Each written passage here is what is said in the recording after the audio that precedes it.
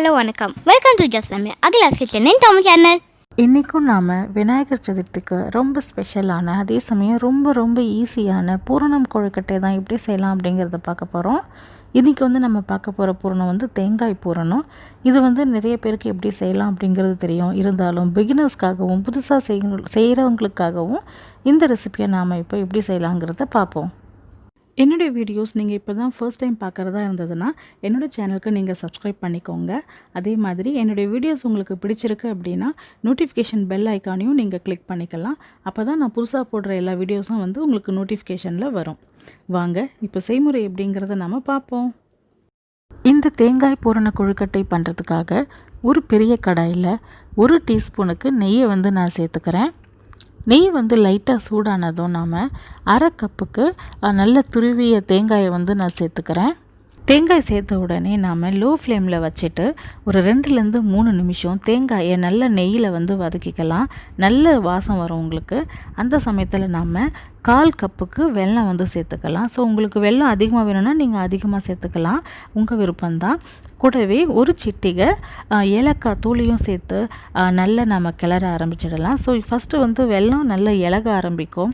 கொஞ்சம் நேரம் இலகின பிறகு அதுவே கட்டியாகிற மாதிரி ஆரம்பிச்சிடும். ஸோ அந்த மாதிரி நல்லா உங்களுக்கு கட்டியாக சைட்லலாம் விட்டு வர்ற மாதிரி வரும்போது நீங்கள் அடுப்பை ஆஃப் பண்ணிவிட்டு இதை தனியாக எடுத்து வச்சுடுங்க. இது கொஞ்சம் நேரம் ஆறட்டும்.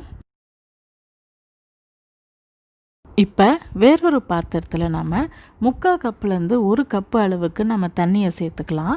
கூடவே கொஞ்சமாக 1 சிட்டிகை இல்லை 2 சிட்டிகை அளவுக்கு உப்பை சேர்த்துக்கிட்டு 2 டீஸ்பூனுக்கு எண்ணெயோ இல்லை நெய்யோ நம்ம சேர்த்துக்கலாம். இப்போ நான் எண்ணெய் தான் சேர்த்துருக்கேன்.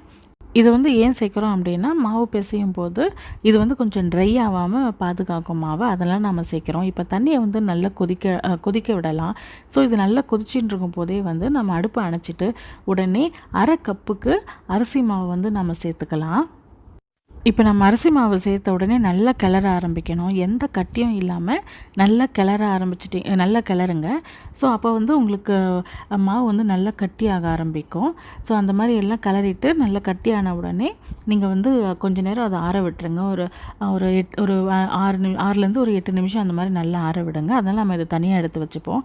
அந்த சமயத்தில் நம்ம ஏற்கனவே பூரணம் பண்ணியிருக்கோம் இல்லைங்களா? ஸோ அந்த பூரணத்தை சின்ன சின்ன உருண்டைகளாக நம்ம பிடிச்சி வச்சுக்கலாம். உங்களுக்கு கையில் எதுவும் பூரணம் ஒட்டாது. ஏன்னா ஏற்கனவே நம்ம நெய் அதில் சேர்த்துருக்கோம். சப்போஸ் உங்களுக்கு கொஞ்சம் கையில் ஒட்டி வர்ற மாதிரி இருந்தது அப்படின்னா லைட்டாக நெய் தடவிக்கிட்டு நீங்கள் சின்ன சின்ன உருண்டைகளாக பிடிச்சிக்கலாம். நான் இப்போ ஒரு 8 உருண்டைக்காக பிடிச்சி வச்சுருக்கேன். இப்போ நீங்கள் பாருங்கள், இப்போ நம்ம மாவை தொட்டு பார்த்தா நமக்கு கரெக்டாக ஆறிடுச்சு. இந்த சமயத்தில் நாம் கொஞ்சம் பெரிய உருண்டைகளாக எடுத்து நம்ம கொழுக்கட்டை பிடிக்க ஆரம்பிக்க வேண்டியது தான். ஸோ அதுக்காக கொஞ்சம் அளவுக்கு நான் மாவு எடுத்துட்டுருக்கேன்.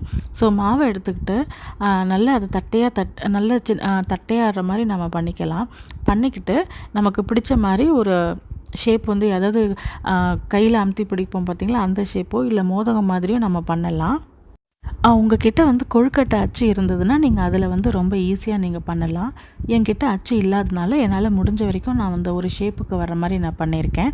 அதுக்காக நான் என்னோடய கட்டை விரலையும் நடு விரலையும் அந்த ஃப்ளீட் பண்ணுறோம் பார்த்திங்களா, அதை அதாவது ஆள்காட்டி விரலில் கொஞ்சம் மாவு வெளியே தள்ளி கட்டை விரலாலேயும் என்னோடய நடு விரலாலேயும் மாவு நான் அமுத்திக்கிறேன். ஸோ அந்த மாதிரி பண்ணி ஒரு ஷேப் எனக்கு வந்திருக்கு. இப்போ அந்த ஷேப்பில் நாம் எடுத்து வச்சுருக்கிற பூரணம் இருக்குது பாருங்கள், அதை உள்ளே வச்சு நம்ம அழகாக இதை அழுத்தி மூடிட வேண்டியது தான். ஸோ முடிஞ்ச வரைக்கும் ஒரு அழகான ஷேப் தான் வந்திருக்கு. எனக்கு திருப்தியான ஷேப்புக்கு இருக்குது இது. அதே மாதிரி தான் நான் முன்ன சொன்ன மாதிரி உங்களுக்கு அச்சு இருந்தால் நீங்கள் ஈஸியாக பண்ணிடலாம். ஸோ இதே மாதிரி நான் எல்லா மாவையும் நான் பண்ணிக்கிட்டேன். ஸோ கொழுக்கட்டை பண்ணியாச்சு. இப்போ இதை நாம் ஒரு 5லேருந்து 6 நிமிஷம் இட்லி குக்கர்லேயோ இல்லை ஸ்டீமர்லேயோ வச்சு நல்லா வேக விட்டுடலாம்.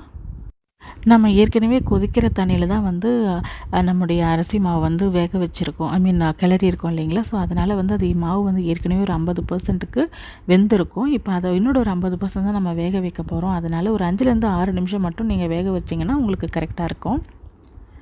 இப்போ பாருங்கள், நம்முடைய கொழுக்கட்டையெல்லாம் அழகாக ரெடி ஆகிடுச்சு. ஒரு 6 நிமிஷம் தான் இருந்தது. நான் மீடியம் ஃப்ளேமில் தான் வச்சு வேக விட்டேன். ஸோ கொழுக்கட்டை ரொம்பவே சூப்பராக ரெடி ஆகிடுச்சு. நம்முடைய அதாவது தேங்காய் பூரண கொழுக்கட்டை ரொம்ப அழகாக ரெடி ஆகிருக்கு பாருங்கள். ரொம்ப சூப்பராக வந்திருக்கு. இதை இப்போ நாம் சாமிக்கு படைக்க வேண்டியது தான். நீங்களும் இந்த ஈஸியான தேங்காய் பூரண கொழுக்கட்டையை வீட்டில் ட்ரை பண்ணுங்கள். ட்ரை பண்ணிவிட்டு உங்களுக்கு எப்படி வந்தது அப்படின்னு சொல்லிட்டு எனக்கு கமெண்ட் பண்ணுங்கள். இந்த வீடியோ உங்களுக்கு பிடிச்சிருந்ததுன்னா லைக் பண்ணுங்கள், ஷேர் பண்ணுங்கள் மற்றும் சப்ஸ்கிரைப் பண்ணுங்கள். அதே மாதிரி என்னுடைய வீடியோஸ் உங்களுக்கு நோட்டிஃபிகேஷனில் வரணும் அப்படின்னா பெல் ஐக்கானை கிளிக் பண்ணிக்கோங்க. மீண்டும் வேறொரு புதிய வீடியோவுடன் உங்களை நான் சந்திக்கிறேன். அதுவரை வீடியோ பார்த்ததுக்கு மிக்க நன்றி. ரசித்து ரசித்து சமைங்க, ருசித்து ருசித்து சாப்பிடுங்க.